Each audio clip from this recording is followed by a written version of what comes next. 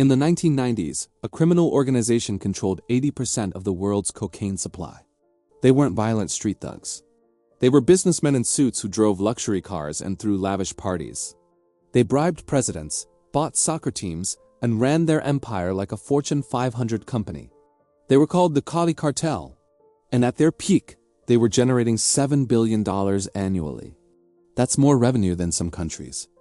The leaders weren't killers who grew up in poverty. They were educated, sophisticated criminals who turned drug trafficking into corporate business. But here's what makes the Cali Cartel different from every other drug organization.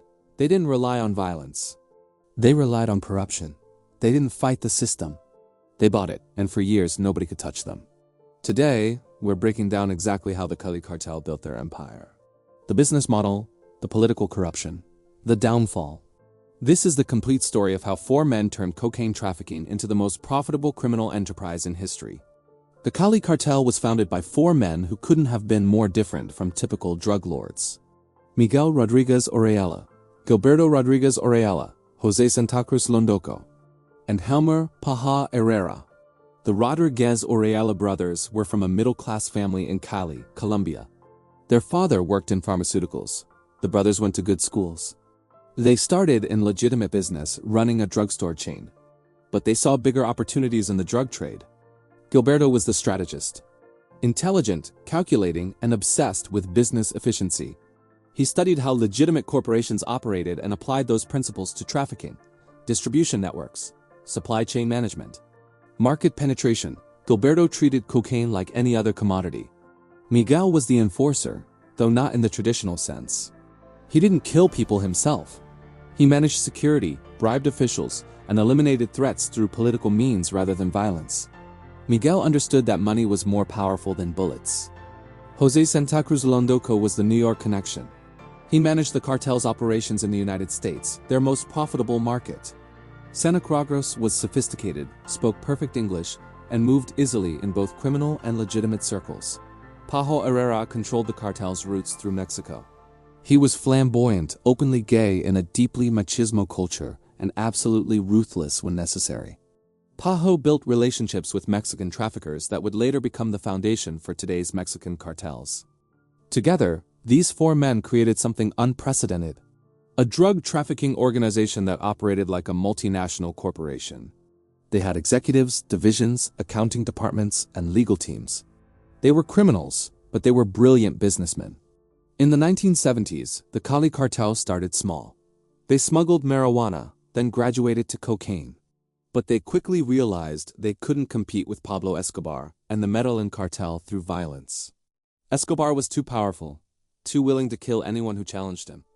So the Cali Cartel chose a different path. They'd be smarter, quieter, and more efficient. They'd let Escobar fight the government while they built their infrastructure. And when the time was right, they'd take over everything. The Cali Cartel revolutionized drug trafficking by treating it as a business rather than a war. They created the first truly corporate criminal enterprise. Their supply chain was meticulously organized. They purchased coca paste from farmers in Peru and Bolivia at fixed prices. They processed it in laboratories in Colombia using chemists they hired away from pharmaceutical companies. They packaged the cocaine in warehouses designed by logistics experts. Distribution was equally sophisticated. The cartel owned legitimate import-export businesses that moved products globally. They hid cocaine in shipments of coffee, flowers, tropical fish, concrete fence posts, and lumber. They containerized their drug shipments just like any other manufacturer. They created a fleet of ships, planes, and trucks. But unlike other cartels that used violence to move drugs, Cali used paperwork. They forged bills of lading. They bribed customs officials. They obtained legitimate business licenses. Their cocaine moved through legal channels with falsified documentation. The cartel invested heavily in technology before other criminals understood its value. They used encrypted communication systems. They employed computer experts to track their global operations. They had accountants who managed billions in cash flow. Money laundering was an art form for the Cali Cartel. They didn't just hide cash in mattresses or bury it in fields. They created hundreds of front companies. They purchased real estate, hotels, soccer teams, and pharmaceutical companies. They invested in legitimate businesses that generated real profits, making their drug money nearly impossible to trace. One of their most successful operations was Drogas La Rebaja, a drugstore chain that became the largest pharmacy network in Colombia. The business was legitimate and profitable, but it also served as a massive money laundering operation. Drug money became clean revenue from drugstore sales. The Cali Cartel also pioneered the use of professional services. They hired lawyers not to defend them in court, but to structure their businesses legally. They employed former military officers to provide security. They recruited former government officials who understood how bureaucracies worked. By the late 1980s, the Cali Cartel controlled about 30% of the cocaine market, but they wanted more. And they saw their opportunity when the Colombian government went to war with Pablo Escobar. Pablo Escobar made a fatal strategic error. He declared war on the Colombian government. He bombed buildings. He assassinated politicians. He terrorized the country. Escobar believed he could force Colombia to surrender through violence. The Cali Cartel saw Escobar's war as an opportunity. While Escobar fought the government, Cali quietly expanded their operations. While Escobar made enemies, Cali made allies. While Escobar killed judges and politicians, Cali bribed them.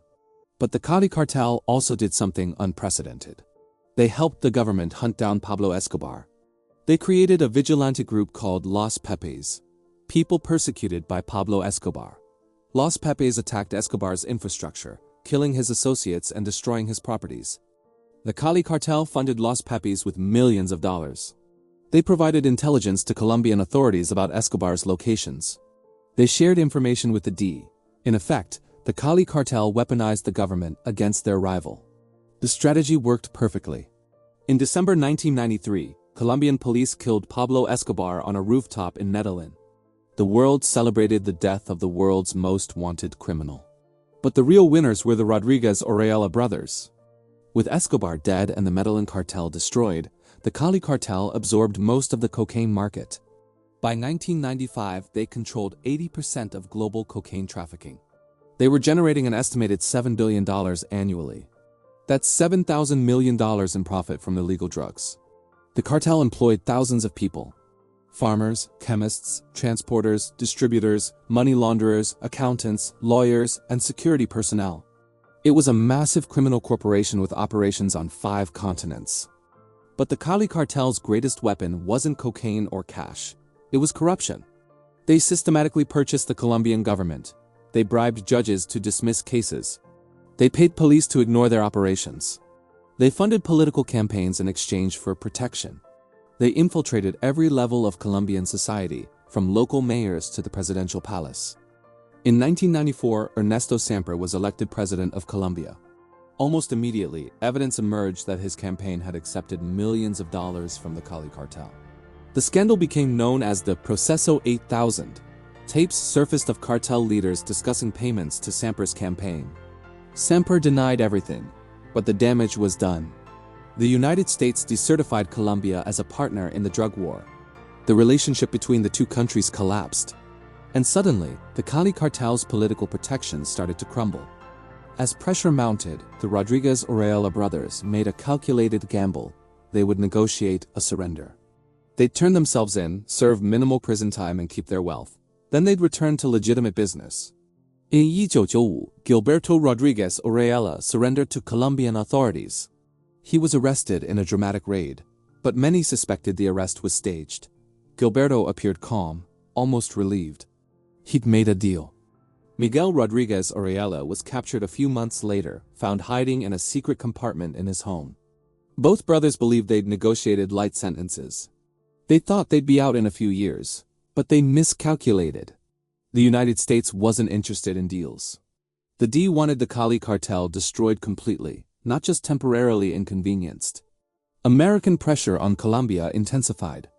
Meanwhile, the other cartel leaders faced different fates. Pacho Herrera was arrested in 1996. He negotiated his own surrender, believing he'd get a similar deal to the Rodríguez brothers. José Santacruz Londoco refused to surrender. He escaped from prison in 1996 and went on the run. Colombian police tracked him for months. In March 1996, they cornered him in Medellin. A firefight erupted. Santacruz was killed. Inside prison, the Rodríguez brothers discovered their sentences weren't nearly as lenient as they'd hoped. They were initially sentenced to 15 years, but they continued running the cartel from inside prison. They used cell phones to coordinate operations. They bribed guards for special privileges. Prison was just another office.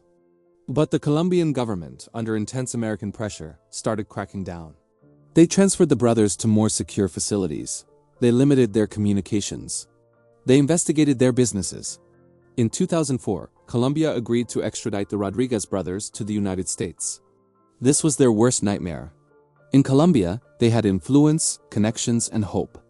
In America, they'd face decades in federal prison with no possibility of early release. Miguel and Gilberto Rodríguez Orejuela arrived in the United States in 2004. They were charged with trafficking over 200 tons of cocaine into America. The evidence was overwhelming. Wiretaps, testimony from former associates, financial records showing billions in drug proceeds. The brothers tried to negotiate, offering information about other criminals in exchange for reduced sentences. They provided intelligence about Mexican cartels, corrupt officials, and money laundering networks. But American prosecutors weren't interested in deals. In 2006, both brothers pleaded guilty to drug trafficking charges. Miguel was sentenced to 30 years in federal prison. Gilberto received the same. They would spend the rest of their lives in American prisons. Pacho Herrera had already died in a Colombian prison in 1998. He was murdered in his cell during a football match. The killer was a former associate with a grudge. Pajo's flamboyant lifestyle and ruthless business practices had made him enemies.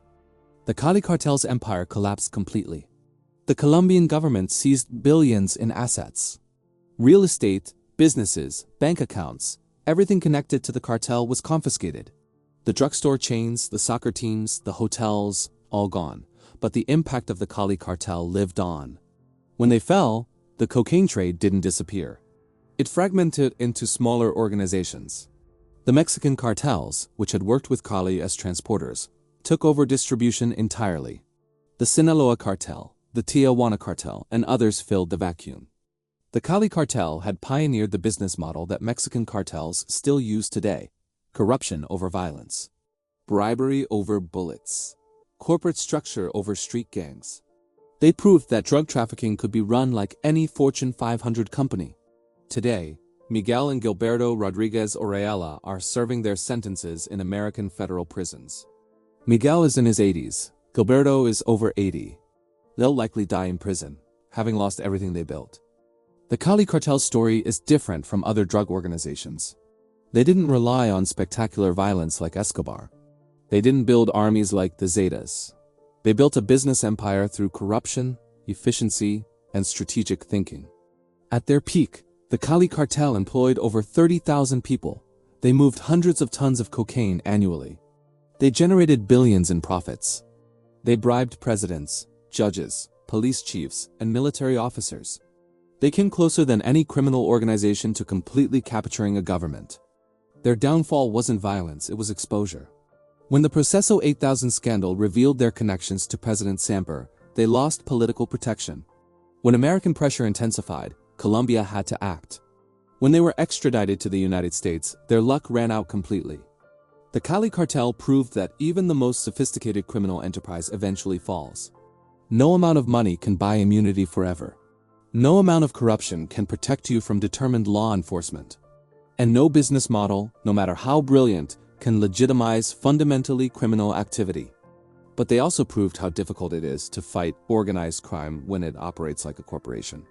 The Cali Cartel didn't look like criminals. They looked like successful businessmen. They didn't act like thugs, they acted like executives. They blended into legitimate society until they became nearly invisible. So how did the Cali Cartel build their $7 billion empire? Through treating drug trafficking as a business rather than a war. Through corrupting governments instead of fighting them. Through being smarter, quieter, and more patient than their violent rivals. From middle-class pharmacy owners to cocaine billionaires. From competing with Pablo Escobar to controlling 80% of global cocaine. From bribing local officials to buying a presidential campaign. The Cali Cartel built the most sophisticated criminal enterprise in history. But sophistication wasn't enough. Corruption wasn't permanent. Business acumen couldn't overcome the law forever. The Rodríguez Orejuela brothers are spending their final years in American prisons. Their billions are gone. Their empire is destroyed. And their legacy is the Mexican cartels that learn from their methods.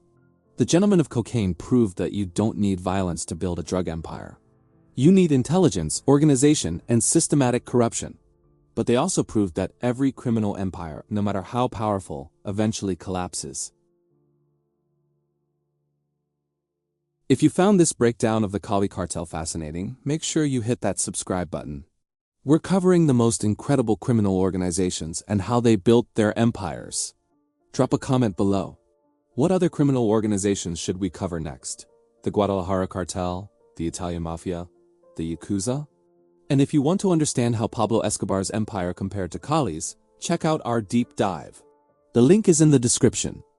Thanks for watching. I'll see you in the next one.